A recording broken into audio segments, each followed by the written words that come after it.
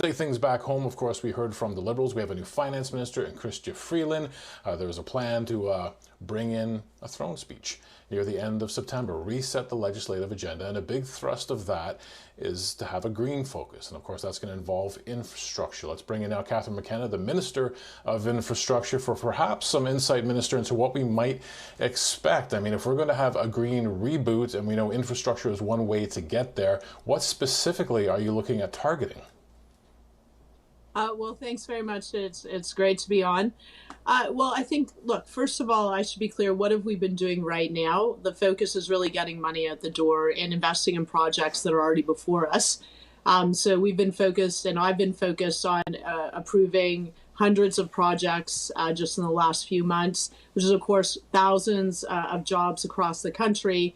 And it's also focused on getting outcomes, outcomes like in terms of public transit, cleaner air. We've been doing a number of projects that include electric buses. It's also wastewater, cleaner water.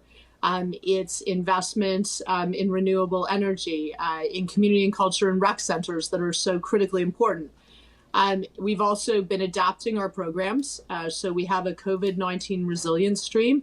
And the intent of that is to allow provinces to have a higher cost share with the federal government. So we'll put up 80% of the money for projects, smaller projects, $10 million and under, that'll go forward within the year because we want to, obviously, there's an economic piece to the pandemic. We need to be creating jobs and focus on areas that will really make us more resilient while we live with COVID-19, because that's clearly a reality. So that can be anything from retrofits of schools. I know everyone, I've got 3 kids, so I'm thinking about back to school.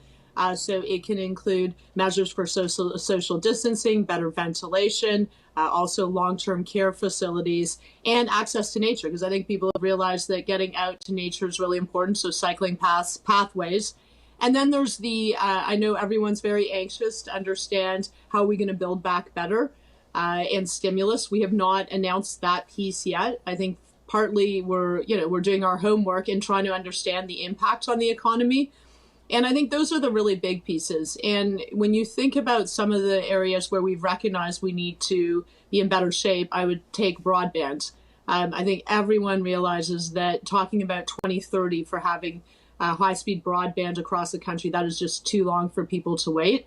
So looking at what investments we need to be making there, there's been a lot of focus, of course, on the green side. Climate change is still real. It's accelerating.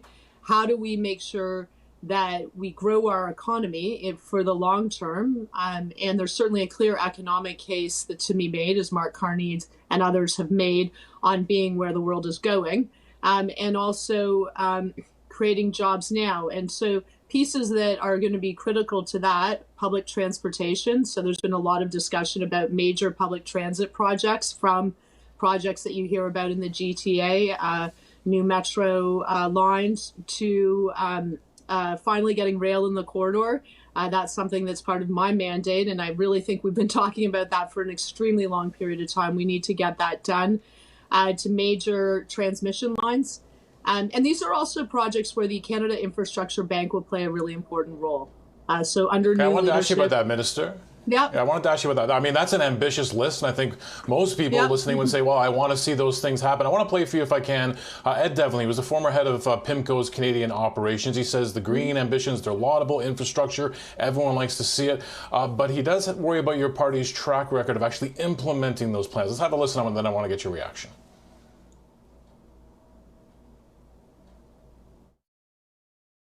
If I use one word, it would be implementation, implementation, implementation. And one thing that gives me pause is how the Liberal government set up, the infrastructure bank. And, great idea, bad execution. And so, what I fear, and I think the markets will fear, is a bunch of lofty ideas, big spending plans, and no follow through with implementation. So I think that's what the markets will focus on. That's what I'm focusing on. And I really hope, they get it right. So, Minister, that always strikes me as the trick with infrastructure. I know during the 2015 campaign, a big part of the Liberal platform that got you into power was infrastructure, but it just seems painful and actually executing. How do you make sure you execute on all these plans? Well, so that's a really good point. So I'm obsessed with execution because there's no point in having lofty goals. And, there's a huge opportunity. We've committed money for infrastructure investments, but we also have the private sector. We have pension funds that are waiting, and there's real opportunities. And so we need to do more. I mean, so just to be clear on our existing infrastructure program, it's $180 billion over 12 years. We're still a long way out, and we've already invested $68 billion. And it requires working with provinces. We're a federation, and we don't always get the projects from provinces or the detail that would allow taxpayers to be confident in the money's being well spent. But on the infrastructure bank, Michael Sabia and I have been working extremely closely together. It needs to really accelerate what it's doing, and it needs a clear plan. And I think that'll be good. How do you get that acceleration, Minister? Because, I mean, the PBO has had the same concerns I think you're voicing, is the fact that you set up a framework, you got to work with the provinces, and the provinces, at least by the PBO, the Parliamentary Budget Office, have been saying they've been underspending the potential here. How do you kickstart that part of it? Well, I mean, I think we've had many conversations with provinces about the major projects they need. So let's be clear. The infrastructure bank is not for every project. It's for major projects, revenue generating projects where the federal government has a role to play, de-risking.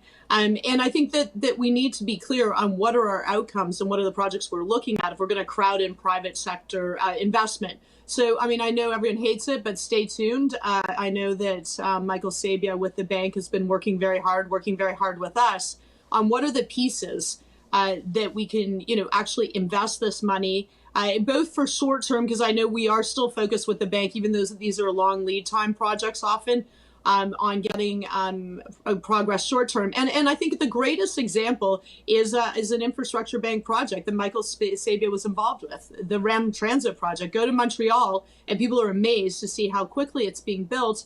And that's going to also make a huge difference in people's lives.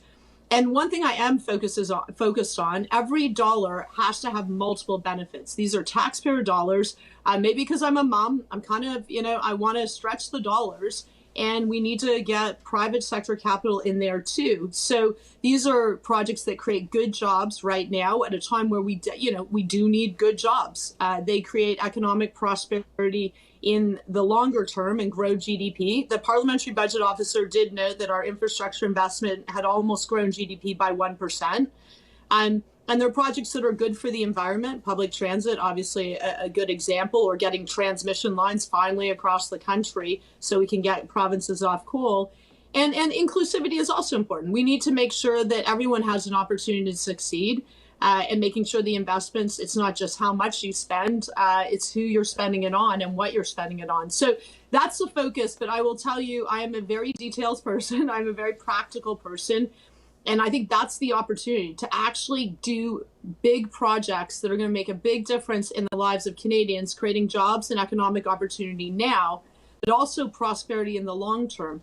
I'll give you another example. Minister, we're almost out of time, but I did want to, I wanted to make sure I asked you, Minister, before we had to go, and we're almost out of time. I think we are out of time. But I'm thinking of Calgary, I'm thinking of Alberta. They got very cautious when they heard the Prime Minister say a green reboot. How do you make sure they feel included in this process, that you're not turning your back on their main industry, oil?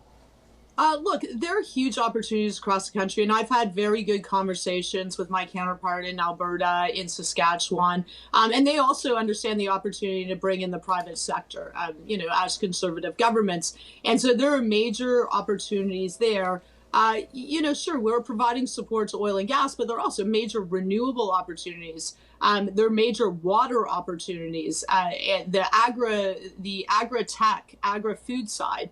So, I mean, I don't think we all have to be making sure that we're diversifying and looking at where are all the good opportunities across Canada, and that we're not just a price taker. I think we've got to create also, leverage our assets that we have here. And those are there are huge opportunities. And I think you're going to see with the bank being very strategic, looking across the country, every single province, where are the opportunities that we can be investing. And as I say, short term, we're in a very challenging time, both from a health perspective, but of course, an economic perspective, but also in the long term. Let's position ourselves. I really believe Canada can be a world leader in a whole range of areas. And we've got to be making smart investments. And we also, have to be working with the private sector. So I'm optimistic. I think you're going to see a lot going on in a very practical way coming out of the infrastructure bank with Michael Sabia, but also in terms of how we look at the recovery.